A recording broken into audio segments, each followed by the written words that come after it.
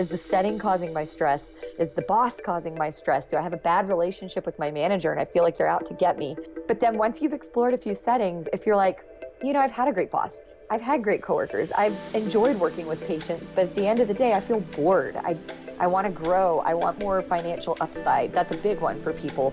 It's hard to make a lot of money as a therapist. So a lot of these non-clinical roles, you can make more money. Hey, healthcare providers, you're listening to the Burnout to Lit Up podcast. Hosted by myself, Erica, and my husband, Michael. We're an OTPT team that understands the healthcare industry's got some serious issues. Inspired by our own experience with burnout, we've made it our mission and passion to help you navigate your career in healthcare by cultivating wellness, growing both personally and professionally, and advocating for a better workplace. Whether you are a clinician or manager, new grad or seasoned vet, join us each week as we share interviews, research, stories, and strategies that will give you the tools to go from burnt out to your most lit up self. Let's dive in.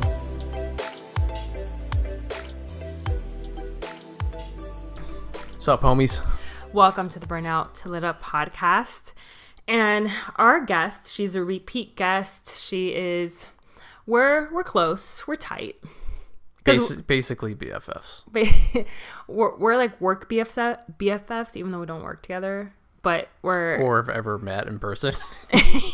Loser. I'm a loser, you mean? Yeah. But I think I'm the first one to ever talk to her, to be honest. Yeah, I think you hooked us up. But we really like each other, and when you're an entrepreneur, it can get lonely. I've had moments of like, I need friends. Yeah. And Meredith, even though we don't live near each other or technically work together, in the entrepreneurial world, we've created like a great connection. Small circle. We have a small folks. circle of, yeah. Yep. And she's a fellow cat lover because like I love cats so much. We saw what was during our walk today, 3 cats at one house. Beautiful. And then we saw a corgi party. Oh, you're saying it wrong. No. Wait, how do you say it for real? It's supposed to be corgi, but that sounds dumb. So we learned it's corgi, but we've been saying corgi forever, and we're going to continue to say it. Corgi. Just FYI, don't corgi correct party. us. They were having a meeting. There's 4 corgis. We saw 2 people walking. They each had 2 corgis, and they were at a corner, at a street corner. And it was just one of those rare moments, special moments out on the walk. I don't know, like when you see a shooting star, when you... A rainbow. Rainbows aren't even that rare. Like when you see the comet, Northern Lights. Halley's Comet, Northern Lights, other... 4 corgis at one time. 4? Because they're our favorite dog. Our friend Anna from the Burnout book has Walter. If you don't know Anna... you got to follow the Burnout book on Instagram, Anna Rodriguez. Does Walter have his own Instagram yet? He should. I believe every corgi should have their own Instagram. They have great butts. I know that's weird, but they have fluffy butts, and they're so cute, and they have cute little feet, and they're just so cute. Like they're such like a sad evolutionary story, though. Like if you really think, I mean, yes, they're adorable. I'm not sure that I would buy one though, like out of like respect for like the species. I don't of dog. care. We're gonna get one. Look, this is our future. Whenever we stop doing travel therapy, we're gonna have a house with an island in the kitchen because I need an island. We're gonna have 2 cats so they don't get lonely, so they have their friends, and then we're gonna adopt. Of course, they're gonna be adopted. Adopt, don't shop. But for a corgi, we might have to shop. But we will adopt another dog. Give those up when they get them. We will adopt another dog to balance it out. So we'll have 2 cats, 2 dogs, a kitchen island. I'll have a garden of succulents somewhere. Those are my goals. That's it. It's pretty low maintenance. 4 animals is not low maintenance, but that's a lot of maintenance. It's nothing but maintenance. All day. I know. But I don't care. But cats aren't that much maintenance. I've had cats my whole life. Who tears everything up and gets into charcoal. So my mom sent me, oh my God, we have a kitten back at home in Florida. He's a kitten-ish. Maybe he's a teenager now. Yeah. But Kylo got into a bag of charcoal. He's a white and black cat. So his white little face sucio, dirty, AF. And then I see a picture of the bathroom completely destroyed, toilet paper. I love how he's just chilling in the sink. He's chilling in the sink like, what? I didn't do that. I mean, that was there when I got here. I don't know what you're talking about. It wasn't me. I don't know. It's all torn up. Macreado. He's cats. Love cats. I keep thinking about Kylo and I dream about my cat. Okay, anyway. Yeah, right. Meredith is a cat lover. She's a PT. And she is a physical therapist turned writer, and she started the non-clinical PT. She's been on the show before. It's her second time on the show. I said it to her. She's a repeat guest. Oh, whoops.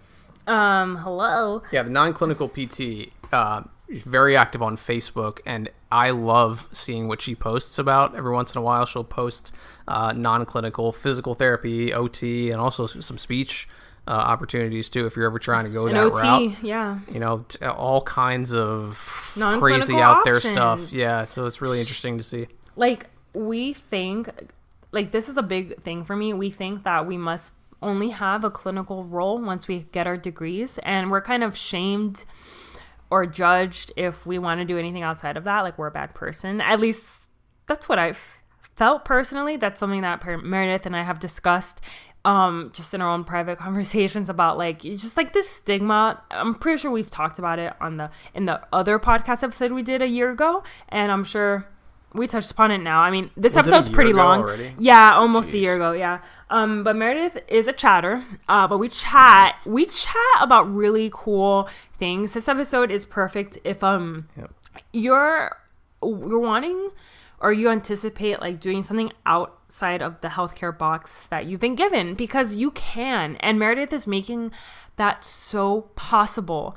So I love her work. She has a course that I'm in. So we have the code for that. So you could get a nice discount on this course. The course is about like how you can get started on a non-clinical career.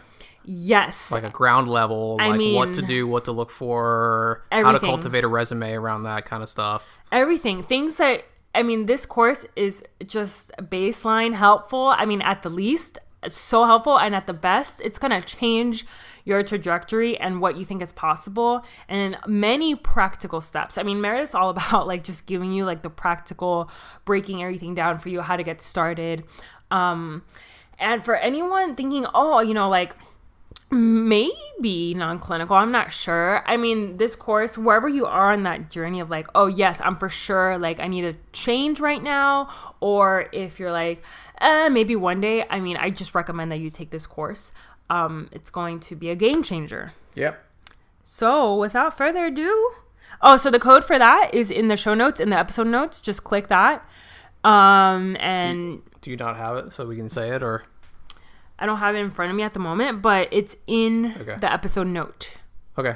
In the episode note and the show note on our website. Just click the link and it'll send you right to the course, and you get a nice little discount. Little chunky discount. So you're welcome.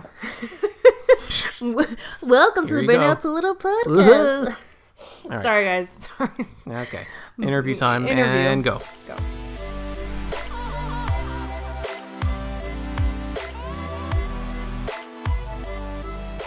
I'm so excited to have you back, and I'm happy we got to chat a little bit and catch up, and I'm excited to have you back on the show. Thank you. I'm so excited to be back on. It's always so much fun to chat with you. So thrilled to be here. Yeah. We've been, chatting about our dreams and just like the craziness that, things that have been happening in our lives. So, so February and here on out, we're gonna just keep moving up, right? Hell yeah. Oh, definitely. One of my friends and I were saying that February was the official start to 2019 because we had such a both of us had crazy things happening all throughout January of 2019. So as far as I'm concerned, we're only less than 2 weeks deep into the new year. I agree with you. I totally agree with you. January was a rough draft for me. Practice round. Yeah. We didn't even know where we would be living halfway through January. So it didn't feel real. Like it was just, I felt like I was in the wings, of a stage. I didn't feel like it was real. Yes. Well, I hope that your February is much better and that the year continues to go trend upward, as they say. Yes. Cheers to that, because we're both we both started the new year in February and we're ready. So I know you've been on the show obviously before, and for our listeners that are new or don't know you, can you just reintroduce yourself, who you are, and what are some of the cool things that you're working on? Sure. Thank you. So my name is Meredith Castin, and I'm a physical therapist, and I run a website called The Non-Clinical PT, and it's a website for PT, OT, and SLP professionals to help them get started in non-clinical career paths. So anyone who just says, I'm over it, I don't want to treat patients anymore, or if they have an injury or an illness or something that makes them unable to, or just not want to treat patients anymore with direct patient care, I offer all sorts of free resources and a spotlight series. I was telling you, every time I sit backward in this chair, and every time I sit backwards, I just start coughing. So it's like the cursed chair. But anyway, what was I going to say? Oh yeah. So lots of free resources, articles, spotlight series. And then also, I have a course called Non-Clinical 101, and that just helps people go from kind of zero, saying, I want to go somewhere else. I want to do something else with my background, but I don't know what, to identifying their strengths, passions, talents, and learning all about the different non-clinical career paths, and then setting an actual plan, meaning resume, cover letter, and then even the interviewing and negotiation part. So that's pretty much what I have to offer in a nutshell. I know that was pretty fast and also interrupted with a frog in my throat. So no, that's okay. I'm actually going to link our first interview in the show notes so that people can get that as well, because I know that was almost a year ago. It was a while back. Yeah, I remember we really went into, like, one of the biggest takeaways from that interview. You said how, going into a non-clinical route, it can be viewed as taking a seat from someone else when that's not the case at all. And I just remember that. So we touched upon that a lot in that episode. But I want to ask you, because first of all, I love your course. And did you know that your theme colors are the dolphin colors, the Miami dolphin colors? Oh, ooh, okay. So you're repping Miami. Hell yeah. I've been to Miami once. I mean, I'll take it. Maybe, no, twice. I think I went to the airport a second time. Well, yeah, that counts.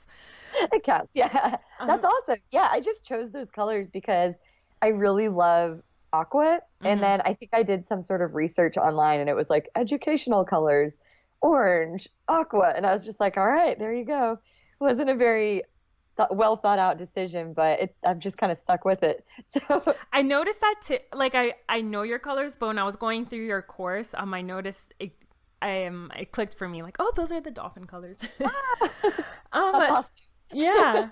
So I know, like, for people, a lot, this audience is mainly healthcare professionals. And I think that, I just want to go into some of the things that we were talking about before. Like, we enter healthcare and we think that, we enter healthcare because we have a goal. Like, we want to help people.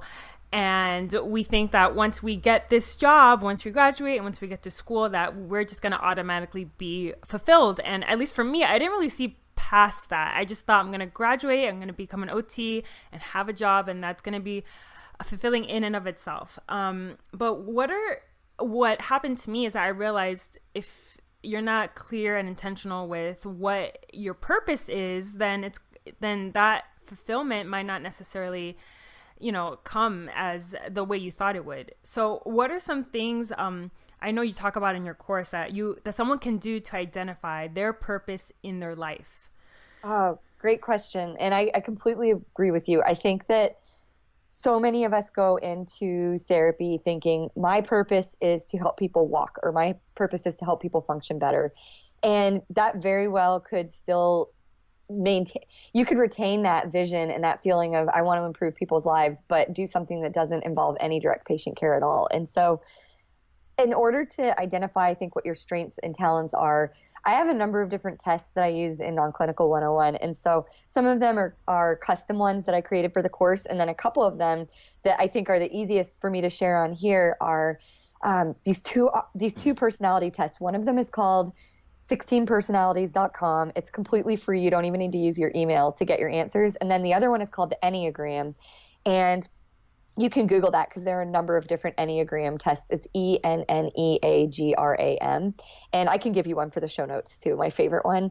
But those are a great place to start. And I want to give the caveat, do not live and die your life based on what you learn in these tests. But I think they're a really, really good starting point, and they're completely free and they're really easy to use. But they help you identify not necessarily your purpose in life, but they help you identify who you are as a person and what you need to thrive. And I especially like the Enneagram for that reason, because one thing I've noticed is that a huge percentage of therapists are the achiever. That's type 3. And achievers need to get recognition, and they need to grow, and they need to thrive, and they need to feel like they're constantly improving and growing and frankly achieving things in the workplace, or else they get quote unhealthy and they're not happy. And so if you score achiever and you're in a workplace that's pretty representative of quite a few of the therapy jobs out there, where you're seen kind of as like an interchangeable cog in a machine, then you're not going to be happy no matter what. No matter if your boss kind of pats you on the shoulder when you walk by, oh, thanks Erica for picking up that extra patient. You're like, great, thank you, I got some recognition. But if you don't feel like you're growing and changing and improving, or let's say you go and take a continuing education course and then you come back and they're like, oh, how was the course? Okay, bye. And that's all they ever say about it. You're getting zero reinforcement for all of these efforts you're making to grow and improve yourself. So you will naturally come to resent your job and dislike it. And so that's the whole idea of taking, I think, the Enneagram and then also taking 16 personalities. It's a little bit different in that it kind of is a more broad idea of who you are. I don't know if I'm explaining it quite well, but it's closer to what you would call the Myers-Briggs test. Oh, yeah. Yeah, so you'll get something like an ENFP or ISTJ or one of those scores. And so that one's really interesting. I like people to just take that one for kind of the gee whiz interestingness of it. But the Enneagram, I feel like, tells you what your hunger is, what your needs are in your job. And if you're not getting fulfilled, you will, for lack of I mean, this is really dramatic to say it this way, but you'll kind of shrivel up and die in your job if you're not getting fed. So again, like I was saying, many people are achievers. Personally, I'm what's called the enthusiast. So I need variety. And what I would always find is I would start a new job. I'd be super into it. I'd love it. And then within like 3 to 6 months, be completely bored and want to do something else. And then if I wasn't allowed to do that, if I would ask my boss, oh, can I try new things? And this wasn't just patient care. This was even when I became a writer. I would ask for new tasks. And if I was getting pigeonholed and being told, no, you can't do new things, then I would just get really, really bored and almost resentful of the job. And so I think it's just really important to know that about yourself. Yeah, I love that, because you see all these different types of personalities, like in any class, in any cohort. Like in my OT class, I remember having really outgoing classmates, really shy, quiet classmates, and seeing how that kind of plays out, your personality in real life when you start working, and how you interact and how you fit into a job. That excuse me, that is really helpful for you to understand your personality and understand your strengths, because I, even from teaching, the notion or the judgment, I guess, was that quieter or shyer people are going to have a harder time connecting with patients and treating, and then that's not always the case. Agree. But it was kind of like, I just remember seeing those labs, being a student and teaching labs from both ends, just seeing the quieter students, and I would consider myself, when I was a student, quieter and shyer, us struggling a little bit more because we were expected to perform like an extrovert, indicating that extroverts are the best type of connectors, which is not necessarily the case. You're absolutely right. In fact, in one of the tests that I was talking about, the 16 personalities test, it does identify whether you're an introvert or an extrovert. And most people might know these terms, but just in case, just an introverted person gets their energy from being sort of inwardly focused and not necessarily around other people. They recharge by being alone and sort of having that moment of independence, I should say. And then an extrovert gets their energy from being around other people. And it's sometimes people say, okay, shy people are introverts and not shy people are extroverts, but there can be some exceptions. So you can find a shy extrovert. In fact, most people would be shocked to hear this, but I'm kind of a shy extrovert. And then I know some people who are not shy, but they're still introverted. So they're perfectly happy to go and create new conversations with people. But then at the end of the day, they really need that introverted time of just being alone to recharge. And so it's interesting. And I think that what you just touched on and how people said, oh, if you're introverted or if you're shy, you're screwed if you're going to go into patient care. It's sometimes the case. I mean, just like in some cases, if you're an extrovert, you're screwed if you go into patient care. But there's no magic formula for knowing, okay, well, if you're an introvert, you're going to hate patient care. And if you're an extrovert, you're going to love it. It's not like that. It really comes down to, so it's just like what's the word I'm looking for? But it's a combination of all these different factors of, are you an extrovert? Do you thrive from talking to people?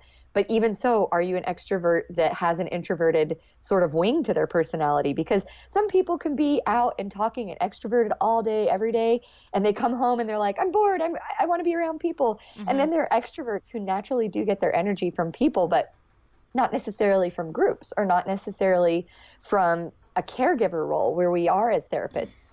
So they might get their energy from a party atmosphere, or they might get their energy from really positive energy friends who always uplift them. But if they're an extrovert who's hanging out with people who are kind of negative and sad all the time, it could still drain them and make them feel really depressed. Yeah.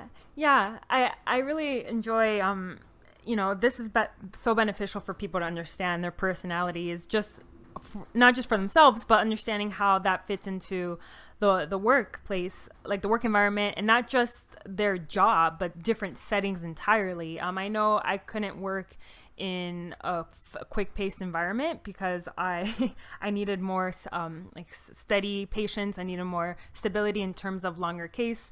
I was going to say case studies. But yeah, so I love that.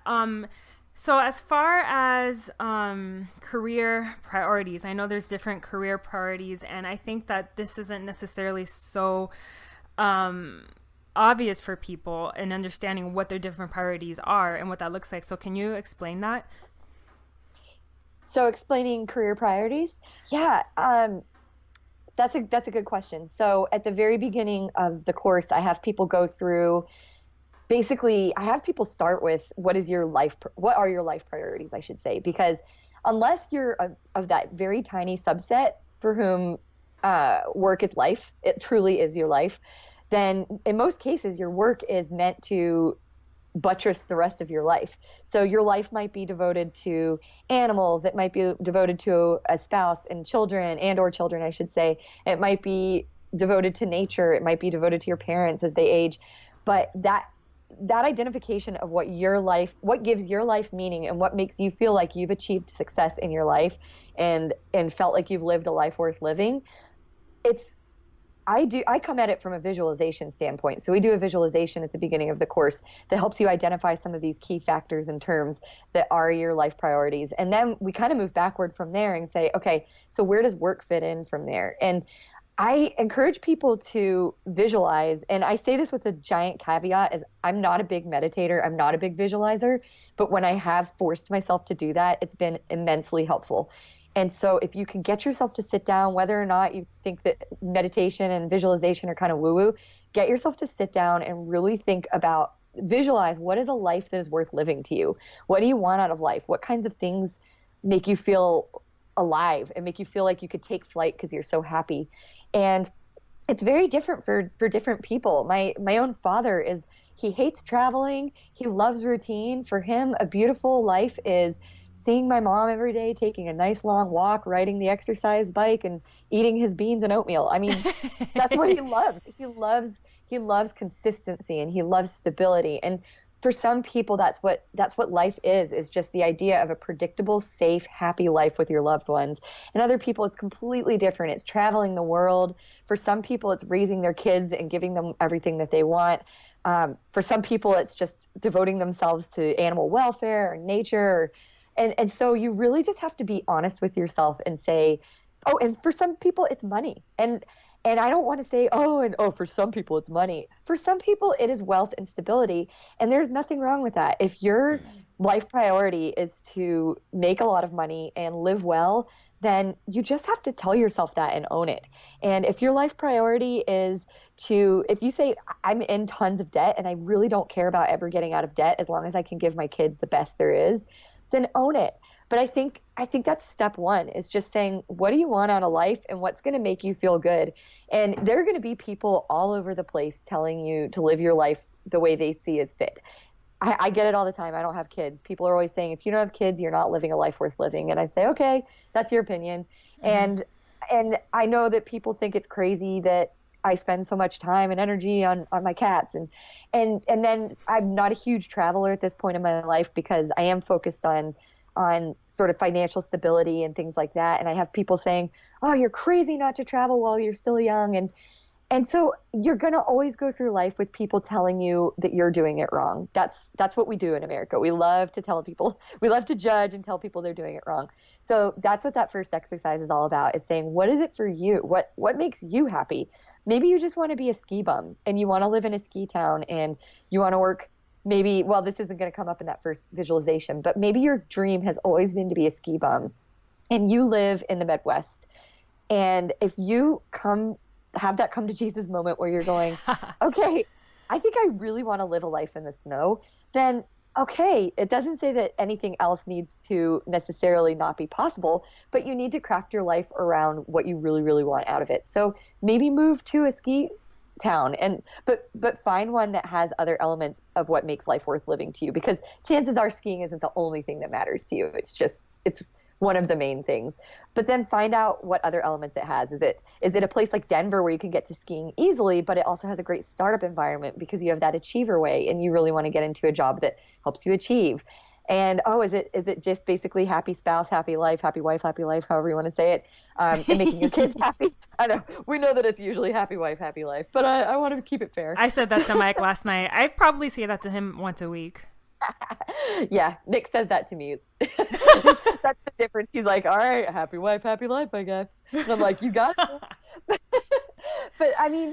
But if you've got a spouse or a partner who you're like, this is my priority, but I also really want to ski, then you got to talk with them and say, are they into this? Is this something that works for everybody? And I know I'm kind of rambling on the topic, but it's so important. I think your life and what you want out of life is so important, because if you're living a life that makes you happy, you will automatically be a better person to everyone around you. You will just be a better partner. You will be a better parent. You will be a better child. You'll be better at parenting your cats or whatever it is. But if you're happy, it just spreads in the world. And so I think there's a way for everyone to acknowledge and respect what they want out of life and what makes them happy without just saying, oh, screw everybody else in my life, guess I'm leaving my wife and kids behind. I'm going to go be a ski bum. I think there's definitely a way to acknowledge what you want and then also serve the people that you want to serve well in your life. Mm-hmm. Yeah, no, that wasn't I resonated with so much of that. And no, that wasn't rambling. That was so necessary for me. And I think, our listeners, because, so many people that I've interacted with, we enter this bubble, this box of expectations of what it is to be in healthcare. And if I wasn't so attuned to, and I think a lot of my pain of being burnt out brought me into a space where I can achieve self-realization. And I mean, not that I'm not claiming to be like, oh, I'm like enlightened or awakened or anything. That sounded really like, what I'm trying to say is that I became self-aware. Like, I tuned into myself after that pain. So that pain and burnout, I definitely believed, although it was such a painful experience, it served as a purpose. I mean, it served me. It gave me that self-awareness to understand, am I living my life and getting the job that I'm supposed to get in healthcare, because it fits the box of what this narrow vision of what I was prepared for, just in school, amongst my friends, and just like the expectations. And then I started to realize that you touched upon shaming and judgment. which is like the center of my core right now, just because I'm working on not judging others as well. And it's like judging comes so, like, we all do it and we all judge. And this whole phase of, like, this whole process of me doing what I'm doing, I have received not judgment, but also just confusion. And that confusion of they don't understand what I'm doing turns into judgment. And so being in my position, I'm super aware of, am I judging others too? And I think that if you don't understand what someone's doing with their career, if you have a friend that, you know, wants to not be clinical, or you want to be that yourself, I think there's a lot of judgment, because we're supposed to love clinical. That's why we went into healthcare, but that's not always the case. And I think, you know, your work and this conversation is working towards breaking norms of like what we should and shouldn't do, and not judging. Definitely. And I think you hit on it where the fact that we are told that when you go to PT school, and I assume it's the same with OT and SLP school, but basically when you go to school, everything is client focused, patient focused. And that is fantastic. But I also know that when you have enough other aspects in your life where you're giving, if you're a parent, maybe you have kids that's taking a lot of your time, or maybe you're just the type who easily kind of I'm trying to come up with the right terms for this, but you soak in energy, positive or negative. Mm-hmm. And so if you take in negative energy and it deflates you, which a lot of us do, especially empaths. And so you'll find that in the 16 personalities test. Anyone who comes out as kind of an empath personality really has a hard time and generally putting up a wall between someone else's emotions. And so if you're working with a patient population that's negative or depressed, or even if they're not negative or depressed, but they're just really needy and demanding, which happens in patient care, they have a lot of needs, then it can often just sort of deflate you and suck the life out of you. And I think because we're taught that like the patient comes first and patient-centered this and client-centered that, I think that when we get out there and we realize that mentality is literally sucking the life out of us, we start to judge ourselves, or if other people judge us, we are very susceptible to their judgment. So we start saying, oh my gosh, she's right. I did take up a person's place in school and now I'm just wasting this degree. But the fact of the matter is, therapists can do so many things that are so incredible. And we actually have the capacity to change healthcare for the better because we're so client focused, because we're so patient focused. And that's what I think is so magical about people leaving the clinic, is that if they're willing to take their skills and education and actually leverage them into other roles in healthcare rather than just saying, screw it, I'm going to go be a real estate agent. Honestly, nothing wrong with taking that path. But if you're willing to take your skills and energies, and it's a little bit harder sometimes, but it's so worth it. You focus it into another career path within healthcare, then our patient-centered outlook and our client-centered outlook, it's so beneficial in these roles, because so many times people who are holding these roles have never taken it from the other direction, have never looked at it from the patient-centered viewpoint or the client-centered viewpoint. So it really brings such a rich diversity to these roles. And I've heard over and over and over, when I speak with people, sometimes it's a PTA or a CODA or a therapist, and they'll say, I was the first therapist, I was the first CODA ever in this role. And they're so thrilled by how I do it, because they keep saying, oh, you're so user-focused, you're so patient-focused.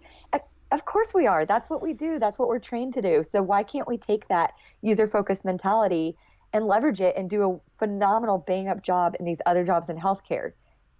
That's my soapbox. Yeah. I get passionate about it.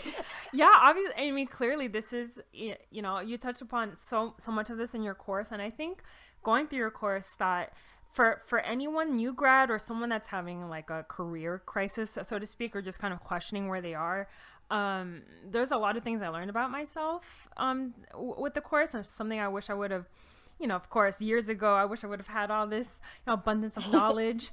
But okay, so I know there's, healthy stress, because, we enter, like I don't think there's anyone that has a a career where every day is sunshine and rainbows and, Right. and unicorns. I know even like with the paths that we've chosen, it's definitely not that. Actually, you know the quote, do what you love and you won't work a day. Like, have you heard that quote? Yes.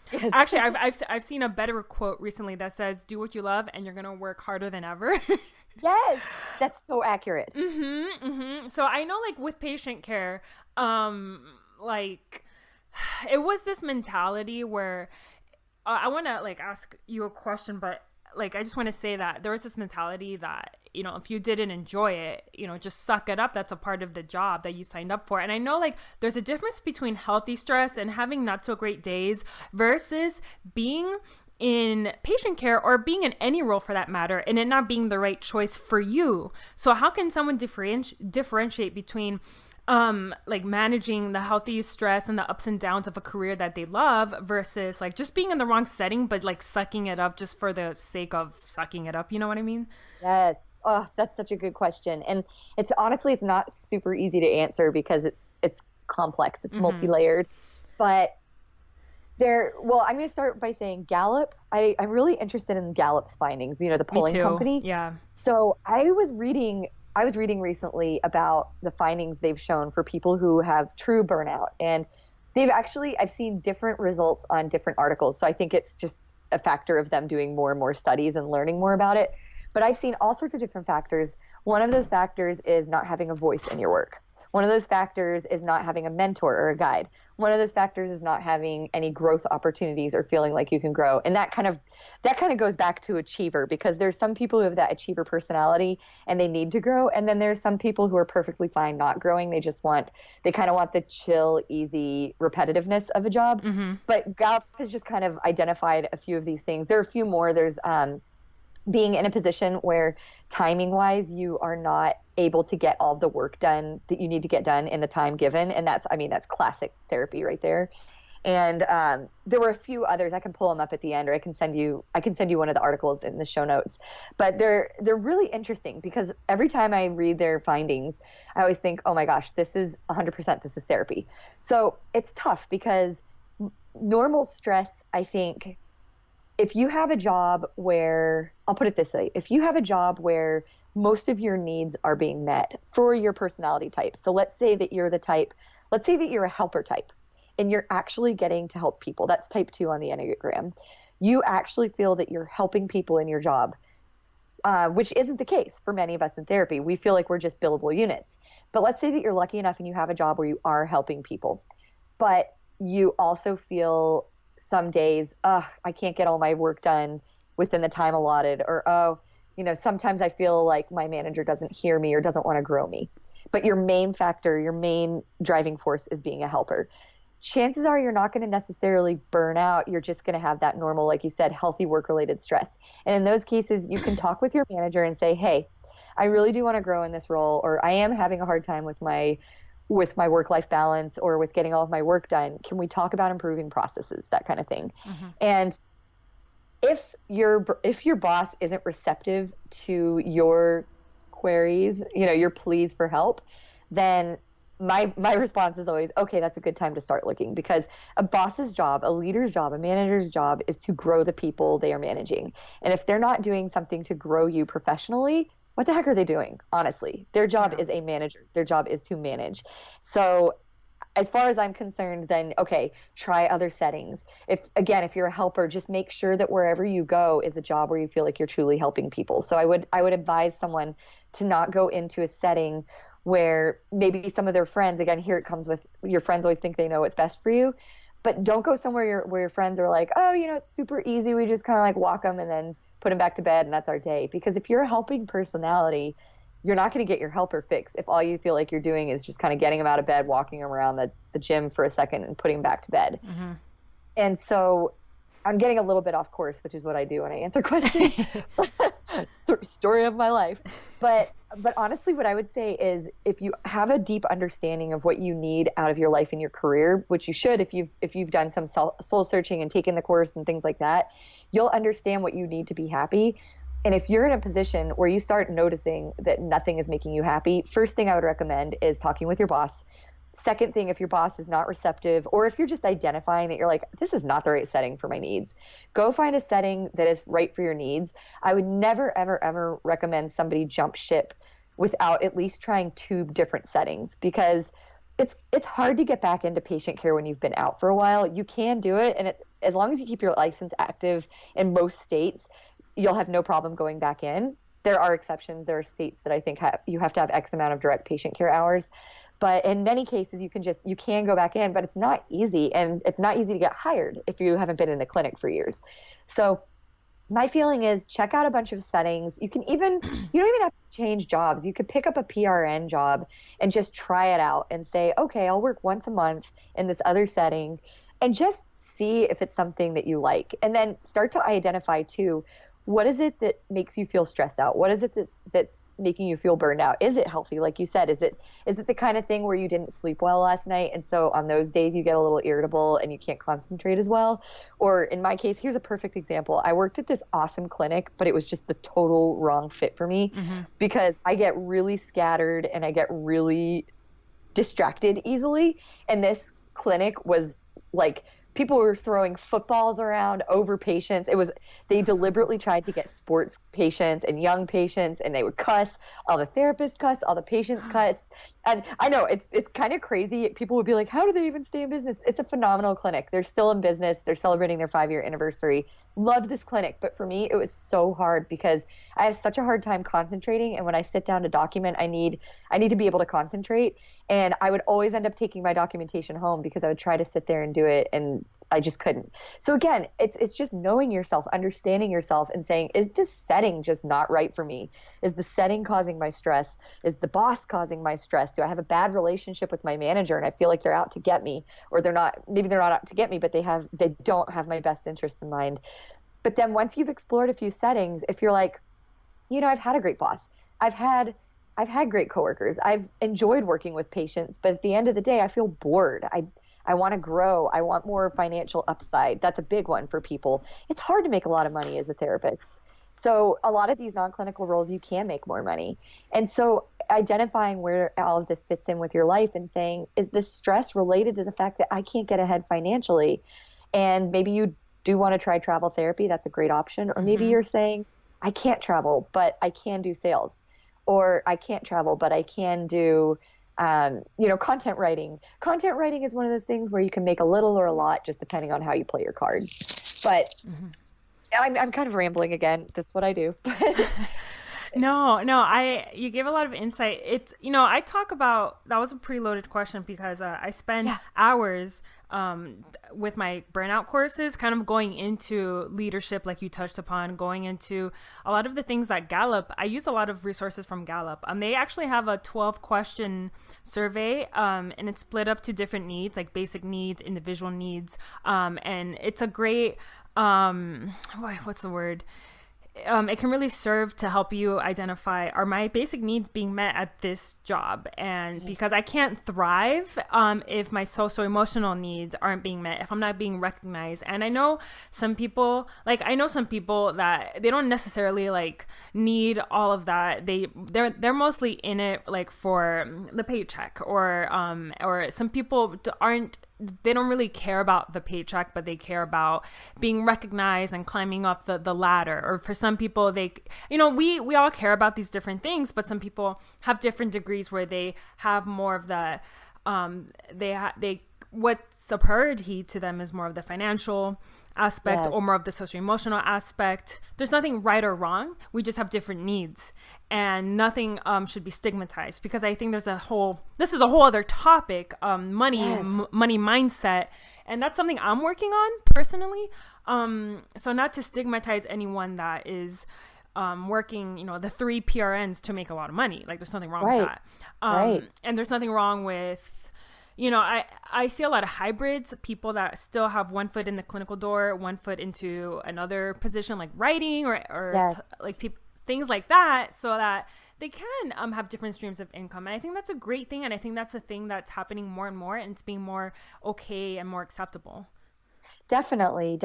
And I think that when people own it and they say, okay, I need to make money, I want to make money, this is my thing, then it just makes everything else kind of fall into place, because then you can rule out X amount of positions that sound really appealing, and you're like, God, this would check every box possible, but I already identified that finances are number one. And I've coached people, and I've had people go through the course who've said that was so helpful, but I've actually decided to stay in patient care.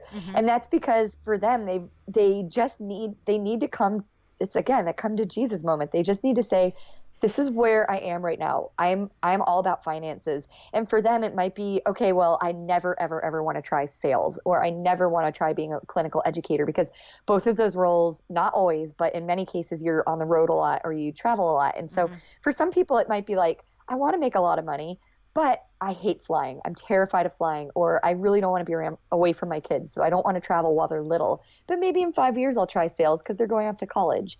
And so I think that's another thing to consider about your career, is that it's a living, breathing animal. It's something that needs to be fed and it needs to be listened to. And you don't have to do the same thing that you did when you got out of OT school or PT school or nursing school or whatever you're doing. You don't have to do that your whole career. In fact, I think it's almost unusual at this point. There are only just a few people left that stay in the same career their whole lives. It's so much more common to make changes. So listen to what's going on in your life and adapt your career accordingly. Yeah.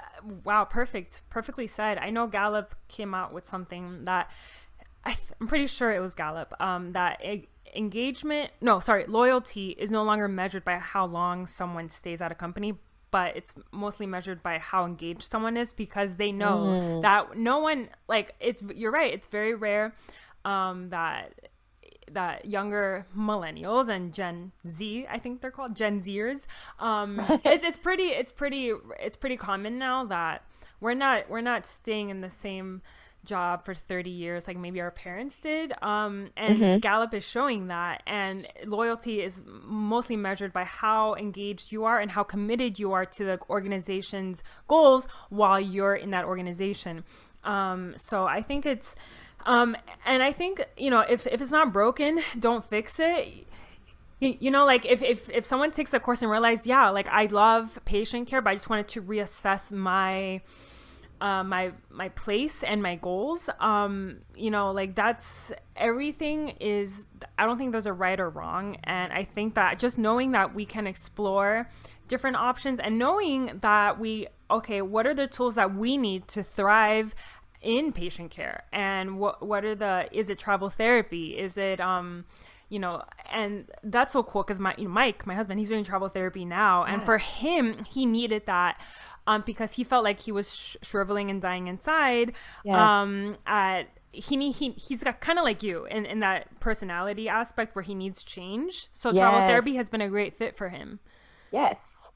Oh, travel is great. Travel is so great for people who need variety, and also for people who want to grow and improve their skill set, and people who want money. And so the thing about travel is that it can be, and you've probably experienced this, it can be very unsettling and uncertain. And so the people that shouldn't do travel are the ones who need variety. They don't need variety. They need stability. They need consistency.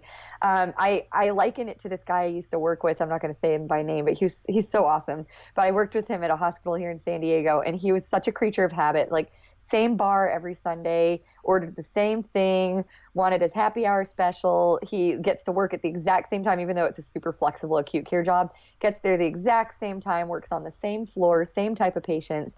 This guy loves stability and routine. So to throw him into travel, he would hate it. But for someone who scores type 7, or maybe an individualist on the Enneagram, or for someone who just really wants to kind of do their own thing and see the world, or even for someone who prioritizes financial stability or getting ahead and is willing to put aside some of the other factors, travel is great.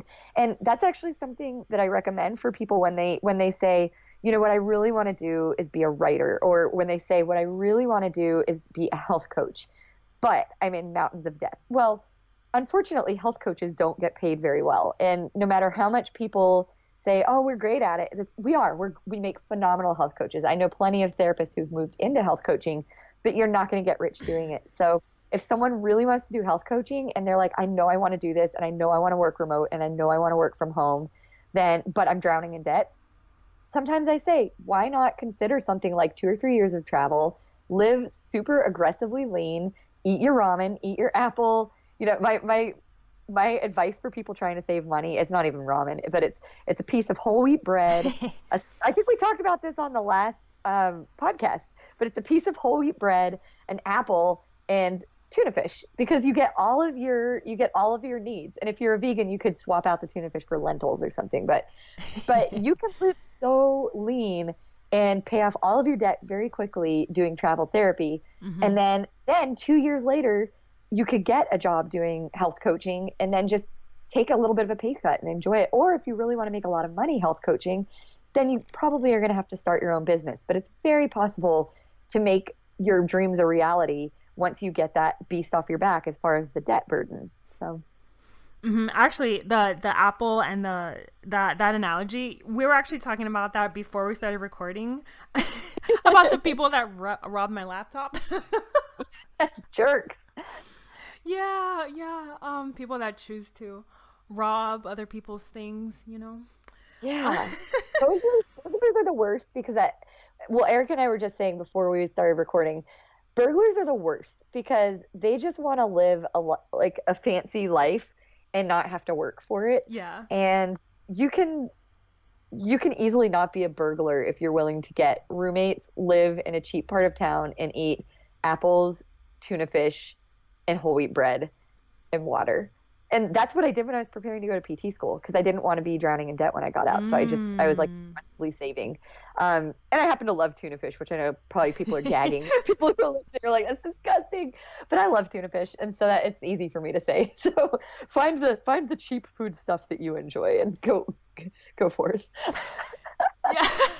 Actually, something I'm doing now, that I'm having a year of no shopping. I'm not. Oh. Yeah, because I realized as an entrepreneur, and even though you can make a lot of money in travel therapy, it depends where you are, because we're in the Bay Area, so we're pretty much breaking even. And I decided that, as a part of reducing our lifestyle, just the things we have, and also being more savvy about how we spend our money, I've recognized that I've had pretty bad shopping habits in the past. So this is the year of no shopping.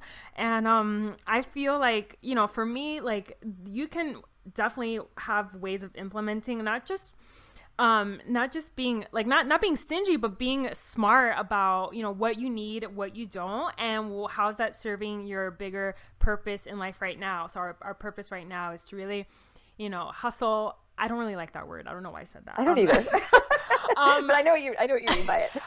Because I believe in alignment. So we're working hard, but still aligning with our passion and being true to our authentic selves.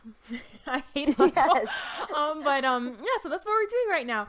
And speaking of, like, I know we touched upon this really quick. We touched upon this before we started recording, and I want to, this is kind of like one of the last questions before we go into like a really fun lightning round that I have a surprise for you. But like, we talked about anxiety and having anxiety. I have anxiety. I know you've mentioned it before, and having anxiety and finding a meaningful role. And sometimes it could be really scary. Like, I remember entering patient care and I was terrified because I had so much anxiety. And now I'm terrified. I have so much anxiety around doing the unknown. So I feel like not any one role is going to lessen your anxiety per se, but like, how do you deal with anxiety, in your role, and what's your advice for others that have anxiety?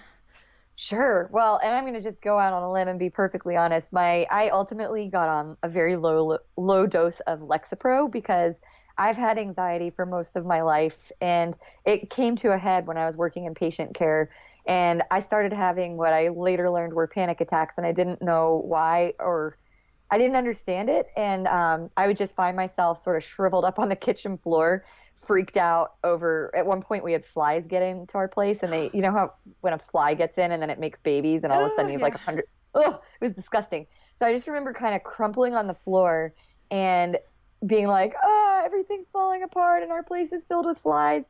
And I had a moment of realization where I was like, I remember when this happened at my grandmother's house in Pennsylvania as a kid, and and I loved it. It was so fun, and so I thought as an adult, I have no coping strategies to deal with when flies get in your house. And as a kid, I was like, this is fun. We can run around with a fly swatter and, get rid of all the flies.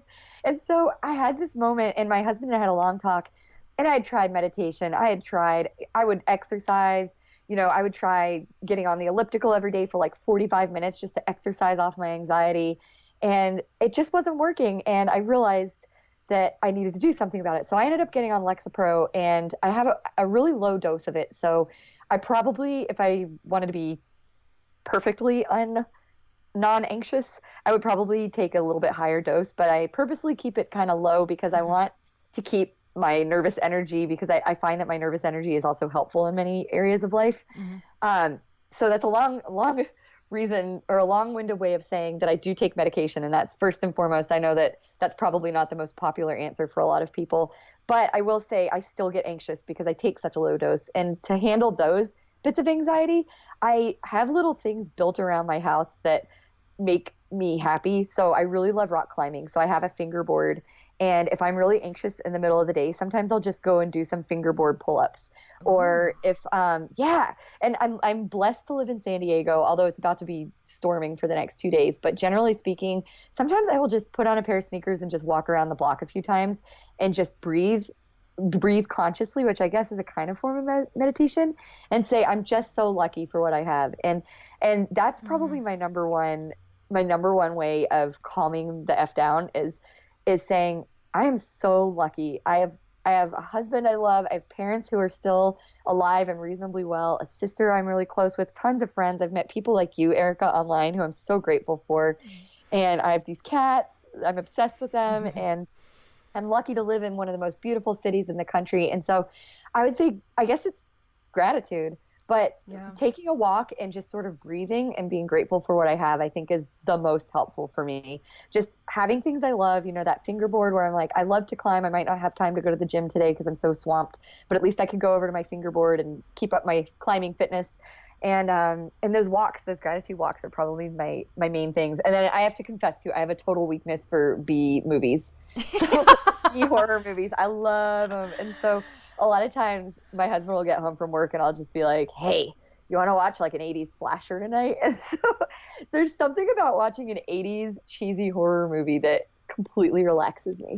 So that sounds like I'm crazy, but oh no, we all have our coping mechanisms. And well, thank you for sharing your journey with medication. I used to be on medication, and I think that there's no right or wrong answer or popular answer. It's really like what works for you. And I don't think there should be any stigma around medication, meditation, all these different things of handling and coping with our anxiety and stressors. I love the gratitude walks. I think that actually I've read so many studies that gratitude has been shown to be incompatible with negative feelings. So the more grateful you are and the more regularly you demonstrate gratitude, the less space there will be in your head for negativity. And I remember when I got my laptop stolen, because this is so fresh, at the time of this recording. Yes. So I remember thinking, the way I coped with it afterward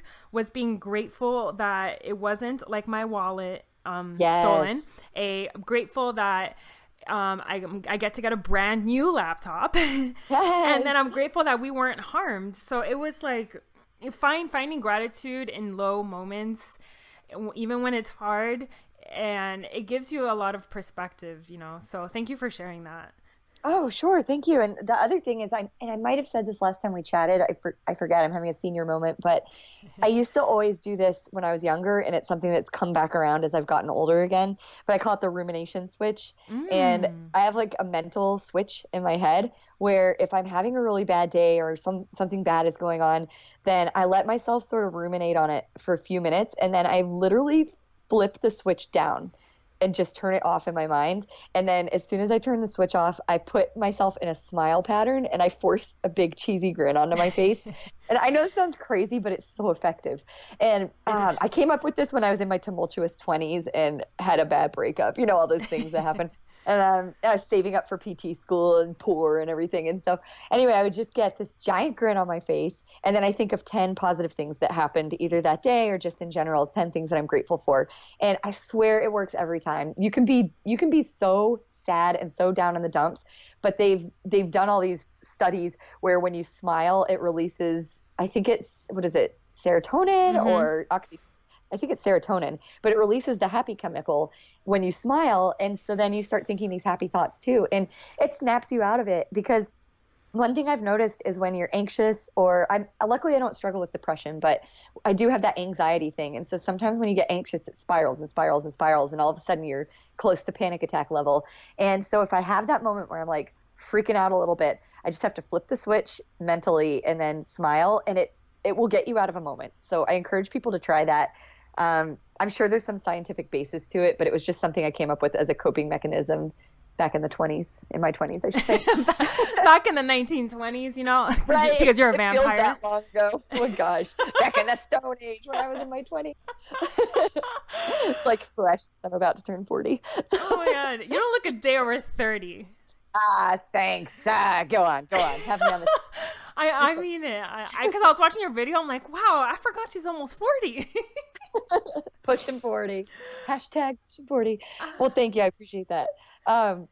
So sorry. I feel like every question you ask, I just completely ramble. So that's how I roll. For our listeners listening to this, I mean, there's been a lot of great, juicy information. I want to ask you really quick, for your course, can you briefly just mention it again? I'm going to include everything in the show notes. The link for your course is in our store, and I'm just making sure I'm saying everything right, because we haven't put it on the store yet, but the store, our online store, is our weekend project. So really excited to get all this cool stuff ready for our audience. So what's the name of your course, and basically like who should take it, and why would it be like I know we've talked so much about it, but like who is it for, and why, why is it beneficial? Sure. So the name of the course is Non-Clinical 101, and the people who should take it would be healthcare professionals. I would say specifically rehabilitation professionals, but nurses would probably also find a lot of the content helpful. And someone who wants to leave patient care. It's a really broad swath that I'm using, because I tried to make the course as wide spanning as possible. And you get lifetime access. And so what the course is it's at this point 6.5 hours of video content. It's self-paced and it's completely online. And you can walk through the course as quickly or as slowly as you want. But like I mentioned at the beginning of the podcast, there are a lot of visualization exercises. There are lots of downloadable sheets and worksheets, things like that to work with. So I implore people, don't just sit passively through the course. Just donate or dedicate a few days in a row to taking it. You could probably complete it in about 3 days if you sit down and do the whole thing and do all the exercises. But you'll also have a completed resume by the end of it, and you'll have a better idea of how to write a cover letter. So it has basically a ton of resume templates and cover letter templates and all of these different places to look for jobs. So I, again, just kind of encourage you to not rush through it for that reason, because otherwise you're not doing it justice. So it's 4 steps. It starts out with the first step, and that's discovering what you want out of life and then what you want out of your career. And it's taking a bunch of different self-assessments to identify your key strengths and talents and interests, and then sitting down and understanding, okay, where does my background fit in? And then step 2 is an introduction or an overview to the 14 most common non-clinical career paths out there. And then we also talk a little bit about entrepreneurship, consulting, freelancing, things like that, and whether you should take the full plunge into patient care or whether you should do what I call kind of a transitional phase. Or one of the people I spoke with at one point called it a career ombre, where you gradually transition it. I love that term. And so we talk about just all the different ways that you can make this transition and which one works best for you, and how, if you're going to take a slow transition, that typically works better if you need to take some additional education to get there. And just to let you know, those 14 career paths I started with, it's not exhaustive. They're not exhaustive. you do have lifetime access to the course because I want to be able to continue adding career paths. So some of the ones I have coming out in future months are user experience, medical writing. They're not included currently in the course, but because when you buy it, you do get lifetime access. There's no reason to wait to get it because there are 14 other career paths that some of the ones I think talked about the first time I came on, but things like clinical liaison, regular health content writer, recruiter, account manager, sales, all sorts of things, educator, leadership. So step 3, then we get into the nitty gritty of how do you get there? Where do you look for jobs? And so we talk about how to search for jobs, which terms to use for each of the career paths. And we talk about how do you tailor a resume to the right job, because that is a main reason that people don't get picked for jobs is that their resumes aren't put together correctly. And I've had so many people say this, I was perfect for this job. I literally knew everything. And then I asked them to send me the job description and the resume they used. And I'm like, you didn't use any of the terminology they used in the job posting. So we talk about some technology, some free technology out there that you can use to actually craft your resume around the job posting. And then we talk about cover letters and what makes a good cover letter and why it's dangerous to not include a cover letter especially when you're a career changer. And then the last module is all about interviewing, and it's all about negotiating. So even if you plan to stay in patient care, there's a ton of great information in the course that, all the resume templates and the interviewing and the negotiating part is all very helpful. So even people have told me who have opted to at least temporarily stay in patient care, they've said, this was still super helpful because I had all these resume templates. But then the people who end up making a move, they just feel so much more confident and they have more clarity in terms of what they want to pursue, because that is one of the main things when I've coached people in the past is they say, I just have no idea what I want to do. And so this course, I designed it around what I learned from coaching people. I designed it to pretty much replace coaching. And then if you really, really want to get coaching, I do offer coaching on a limited basis to people who have taken the course. But it's meant to replace coaching because it tells you the lay of the land. It's basically, here are your options, here are your top options. And then again, I'm going to be adding more to the course soon. So I'm adding a consulting module that's going to help people set their rates, set up a website, do all that fun stuff. And then adding more career paths based on user feedback. So when people take the course, I poll them and I say, what do you want to see next? And so people are kind of voting on what's coming next. And again, jumping around, tangents galore, but that's the 4 steps. It's identifying yourself, the career paths, the resume and cover letter, and then the interviewing part. And I'm super proud of this course. It's gotten super feedback. I haven't had a single person say they haven't enjoyed it, which was my big fear putting it out there. You're always going, oh my gosh, what do people hate my baby? What do people call my baby ugly?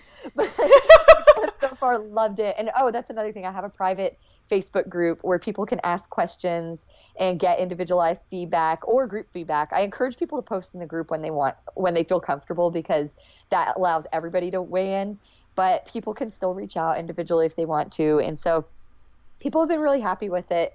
And I'm actually, if you get on my email list, then there are specials, but the discount that I've given you, Erica, is better, or at least the same as some of the ones that I run. So I encourage you guys to book through Erica's link if you do decide to enroll, because you get a great discount that way. Yeah, no, thank you. I know that everything you do, it doesn't surprise me how incredible your course is, because everything you do, all the value that you put out there, like you really provide, like you're really at people's service. Like you provide so much value in your service, like to show up. I know I see you all the time showing up in different Facebook groups, and everything you do is incredible. Thank you. God, sometimes I get tongue tied. Okay, so sorry, in that vein, I was going to say, if someone isn't ready to get the course and they just want to understand a little bit more about how I get the information for the course, I do have the Spotlight series. So if you go to the nonclinicalpt.com and click on articles and then find a Spotlight one, you can, there's a way through the site. Actually, I'll just send you a link for the show notes. But I've published close to 40, it might be more than 40 now, spotlights on different people in non-clinical career paths. And for some people, that's enough. I'm not saying everybody has to buy the course. If you're like, I'm a resume rock star and I already know that I can land a job, I just need to know what's out there, go ahead and explore the spotlights. But if you explore the spotlights and you're going, oh my gosh, I'm so inspired by these, but now I don't know how to get myself started, or I still want to know what's right for me and take some personality tests and some assessments and get a little more idea of what I should pursue of all these different things you cover, then I definitely think the course is meant for someone like that. But start with the spotlights if you don't want to quite make the investment yet. So yeah, you have something for everyone, and I love your spotlights.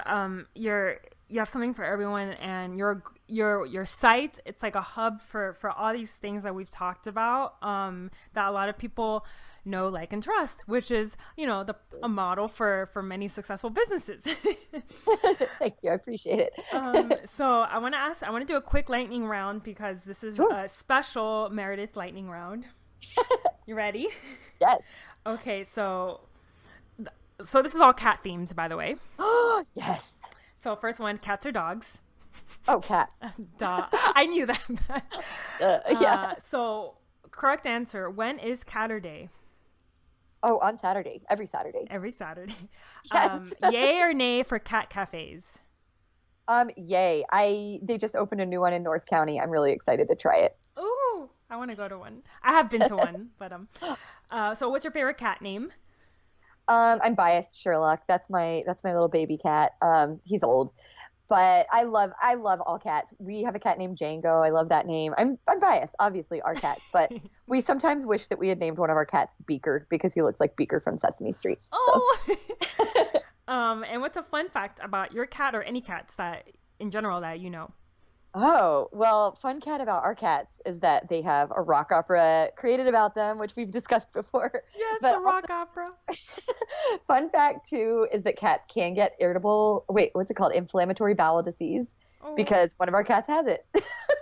So if you thought it was only for humans, nope, cats can get it, too, and it's problematic. Here's a fun fact. Cats that purr can't roar, and cats that roar can't purr. Interesting. Mm-hmm. Think about that. Think about that. Oh, I feel like I have other interesting cat facts too, because I just did Toastmasters and did a theme of cats, and there were all of these interesting cat facts. God. But of course, now that I'm on the spot, I can't remember any of them. Oh my God, I would have loved to see your Toastmasters. That's great. Oh, I thought of one, and it's totally fitting for this episode, because we talked about introverts and extroverts. So interestingly enough, cat owners tend to be more introverted and dog owners tend to be more extroverted. Oh, but cat owners tell more stories about their cats, big shocker, and dog owners tell fewer stories about their dogs. Oh, that's an interesting fact. Wow. Yeah. Thanks for sharing. You're welcome. Okay. Your listeners are probably like, shut up. I had to do a lightning round on cats, because you and I are obsessed with cats. Yes, totally. So I know. So where can people just find you on Instagram and your website? I don't think I asked you that. Oh yeah. So for the website, it's the Non-Clinical PT, just thenonclinicalpt.com, no dashes or periods or anything. And then the course is Non-Clinical 101, but you'll get the discount nonclinical101.com if you just want to learn about it. But Erica has a special discount, so please go through her if you end up enrolling in the course. And then if you want to learn about those spotlights, I think it's the nonclinicalpt.com/non-clinical-spotlights, but I'm not positive. So I'll send you the link for the show notes. And that's just a great overview of all of the different paths. And I have a backlog of like 25, so it's not all of the different paths, but many of the different paths, and it's still growing. And as far as Instagram goes, I believe on Instagram I'm the Non-Clinical PT, and then on Twitter I'm Non-Clinical PT, and Facebook you can find me on there just pretty easily by searching the non-clinical PT, something along those lines. But I can send you all that information. And thank you guys all for listening. I know I'm a rambler, so I always feel like I have to semi-apologize and say thank you for dealing with my rambliness. Ramblers unite. Yes, Ramblers unite. That's why I love chatting with you so much. We're just going off these tangents. So last question. I'm sure you remember it, but you probably have a different answer or the same answer or whatever. What is your most lit up self? Oh, my most lit up self. I would say my most lit up self is working on my mission, because I never really felt like I had much purpose, I guess, in life. I always and was fine with that. I was always like, my purpose is just to exist and smile at people in the street and hope that I brighten their day, which I think is a good purpose. But now that I have this mission to really, really help people escape from the feeling that they made a huge mistake with their careers, because frankly, that's what happens. If someone isn't enjoying patient care for whatever reason, many times they feel trapped and angry and bitter. And if I can take those people and help them feel excited about their careers again, that makes me light up like nothing else. And so I would say that is my lit up self. And then if we say work aspects aside, oh my gosh, snowboarding, hiking, hanging with the cats, chilling with my husband, watching B-rated horror movies. That's it. Oh, thank you so much, Meredith. Oh, thank you so much. Thank you for having me. I always have such a blast chatting with you. This was so fun. Thanks.